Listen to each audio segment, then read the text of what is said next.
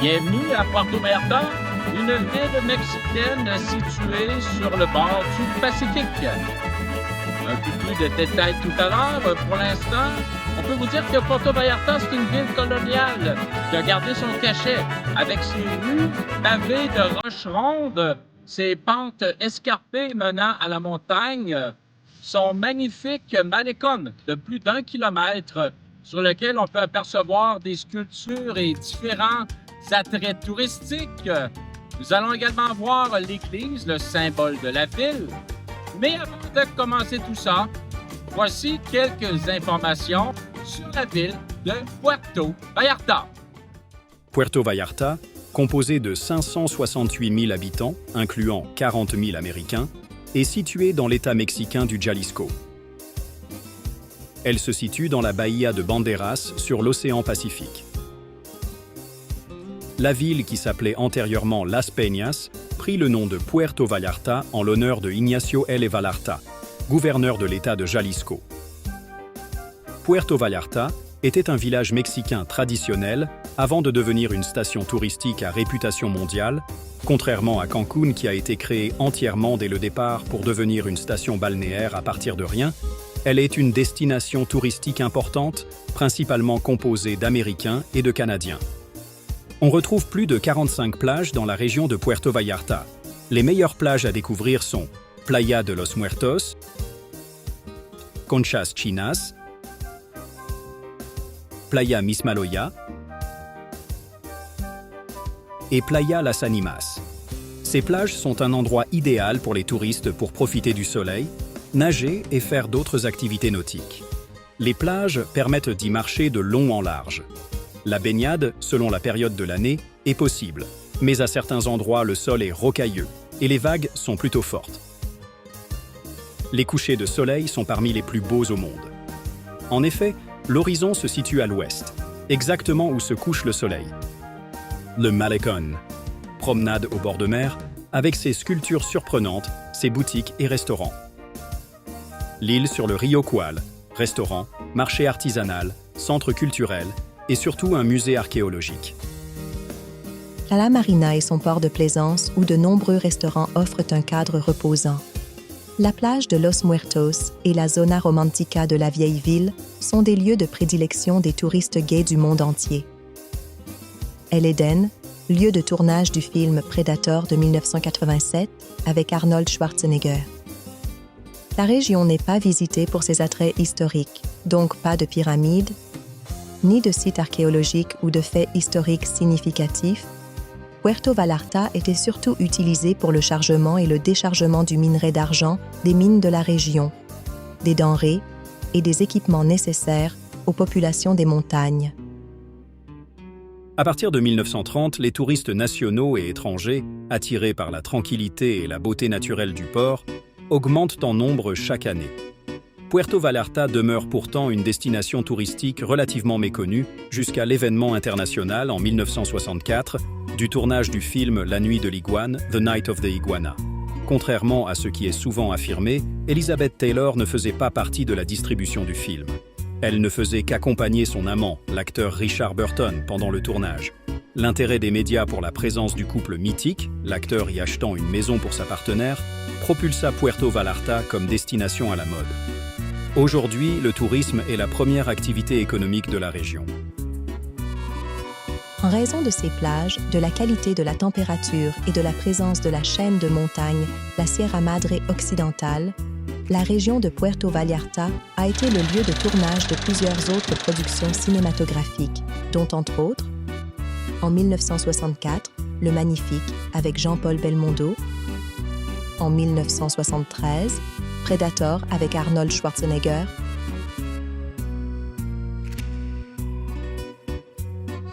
en 1987, Vengeance avec Kevin Costner,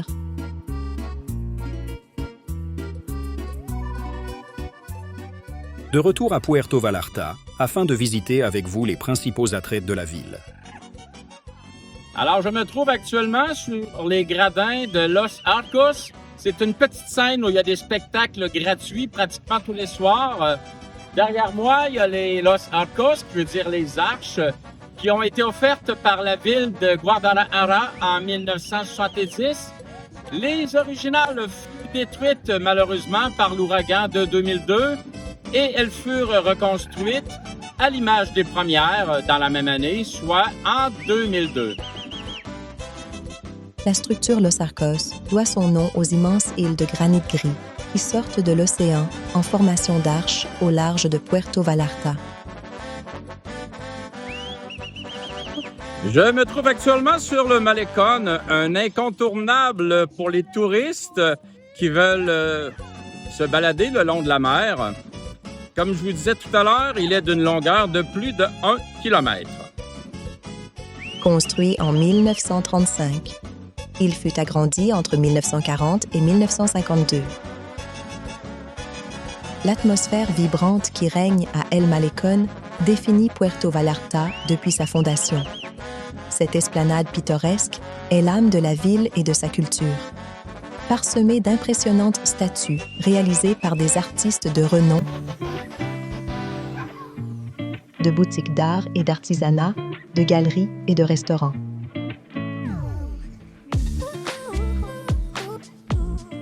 À la tombée de la nuit, la légendaire promenade s'habille de discothèques et de bars animés.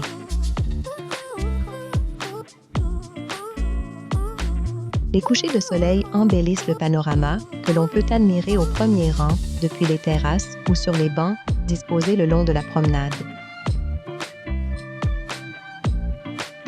Nous sommes devant un des symboles de la ville de Puerto Vallarta, l'église Notre-Dame de Guadalupe, construite en 1930 sous les ruines d'une ancienne chapelle dédiée à la sainte catholique du pays, Notre-Dame de Guadalupe.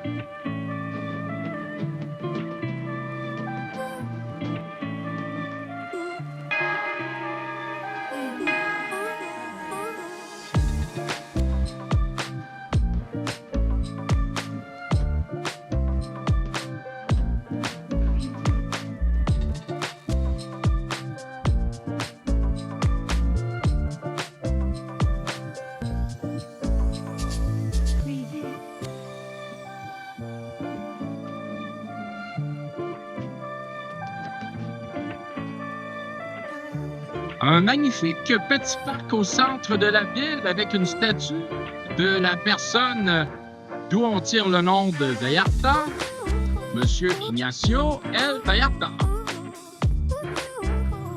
Malgré le fait que Puerto Vallarta est devenu extrêmement touristique et est envahi de touristes, particulièrement des Américains, il a su garder son petit côté typiquement mexicain, soit par son architecture, soit par ses traditions, mais uniquement dans la zone qu'on appelle la zone romantique, Zona Romantica. Maintenant, un petit coup d'œil sur l'île de la rivière Poilé. Alors, on retrouve bien entendu des centaines et des centaines de boutiques où les gens nous pointent leurs articles à vendre. Très beaux petits souvenirs. Des millions de souvenirs. Alors, tout là-bas, à gauche, il y a le centre culturel. Et complètement à droite, le musée d'archéologie.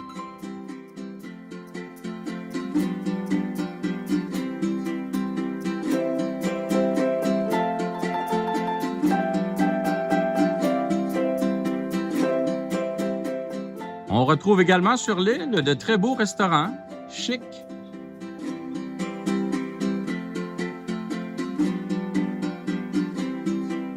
Alors voici Yvon qui danse comme sur le pont de la danse au Cambodge.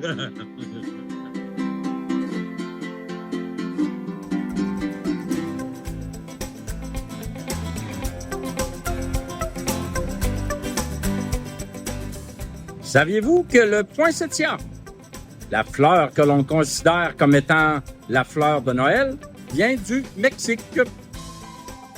Le poinsettia a été introduit en horticulture il y a près de 200 ans. Depuis, il est devenu une plante incontournable du temps des fêtes dans de nombreux pays. Voici un survol de son histoire horticole. Le poinsettia doit son nom au diplomate Joel R. Poinsett. Celui-ci introduisit cette plante aux États-Unis alors qu'il était le premier ambassadeur américain au Mexique de 1825 à 1829. Scientifique et botaniste, il remarqua cette plante aux feuilles rouges poussant à l'état sauvage dans les collines environnantes de Taxco au Mexique. Il envoya quelques plantes à sa résidence en Caroline du Sud pour sa collection personnelle. Il en fit la propagation dans ses serres, puis en distribua à des amis et à des jardins botaniques. Quelques années plus tard, le poinsettia se retrouvait en vente durant le temps des fêtes dans les régions de Philadelphie et de New York, puis partout dans le monde.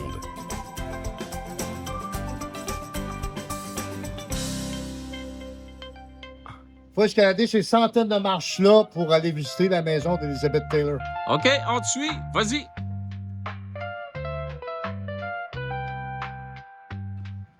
On arrive. Mais ça vaut la peine.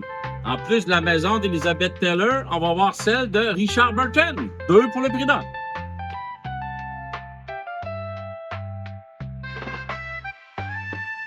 Ceci est la maison d'Elizabeth Taylor, mais comme elle n'était pas mariée, Richard Burton était de l'autre côté.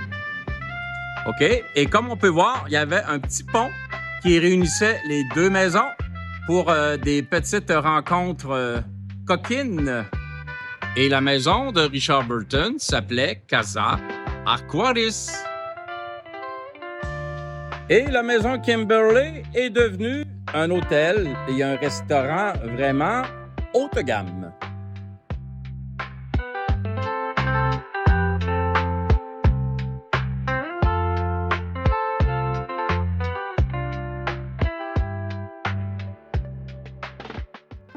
Environ à 20 minutes de la zone romantique, on retrouve le Nuevo Vallarta avec ses immenses hôtels, ses tours de béton et ses autoroutes beaucoup moins typiques et très industrialisées.